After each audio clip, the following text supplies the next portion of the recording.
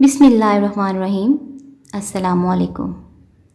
अपने तमाम देखने वालों से गुजारिश करती हूँ कि एक बार दुरूद शरीफ पढ़ लें, क्योंकि एक बार दुरूद शरीफ पढ़ने वाले पर अल्लाह ताला की ज़ात 10 मरतबा रहमत नाज़िल फरमाती है। शुक्र अदा ना करना भी एक बीमारी होती है, ऐसी बीमारी जो हमारे दिलों को रोज़ बरोज़ कुशादगी से तंगी की तरफ ले जाती है, जो हमारी ज़बान पर शिकवे के अलावा और कुछ आने ही नहीं देती।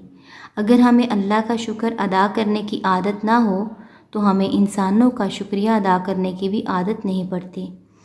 अगर हमें खालिक के एहसानों को भी याद रखने की आदत ना हो तो हम किसी मखलूक के एहसान को भी याद रखने की आदत नहीं सीख सकते। पीर कामिल। वीडियो अगर अच्छी लगे तो इसको लाइक और शेयर ज़रूर कर दीजिएगा। चैनल को सब्सक्राइब करना मत भूलिएगा। दुआ में याद रखिएगा। अल्लाह हाफ़िज़। वीडियो देखने का बहुत शुक्रिया।